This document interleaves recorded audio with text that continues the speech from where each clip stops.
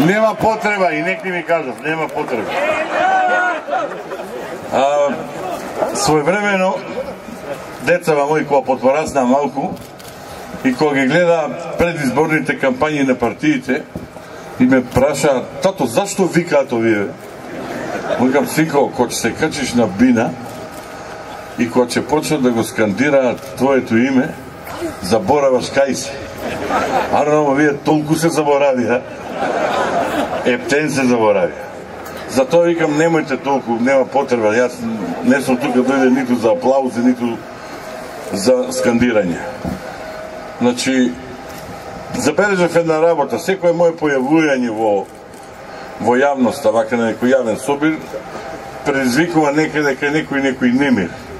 Не ме интересира дали е тоа диригирано или не е диригирано, меѓутоа почнаа да се повторуваат истите работи што ги пишуваат, што ги прават. Сакам да им кажам дека нема потреба да го прават тоа, јас не мислам да им одговарам.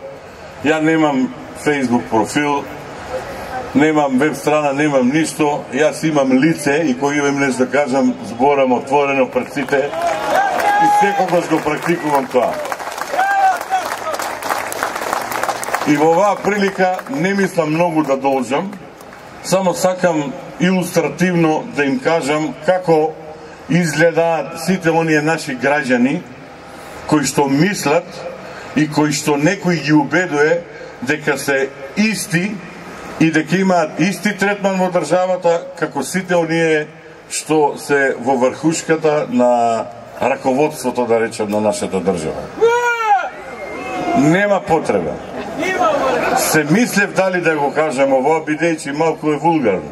Гледам мали деца нема, а и да има, па нека се учат и тие да знаат како треба. Ме охрабрија колегите од Бушавата азбука и сега не можам да ги следам сите камери како што рече господинот Костовски, че гледам во МТВ. Бидејќи прво треба да ги охрабриме нашите колеги во МТВ, затоа што и они ја имаат истата мака како нас, меѓутоа или немаат доволно храброст, или немаат доволно можност да го направат ово ние што го работиме. Без разлика како е. Ќе ви кажам еден стар штос, ама што е многу актуелен денес. Ако вашиот водач ви го бапне во гъс и вие имате куру гъс и он има куру гъс, тоа се вика исто е, ама не е исто. Така да, за да не се чувствувате така, охрабрете се и направете исчекор напред. Автоматски се ослободувате. Зошто?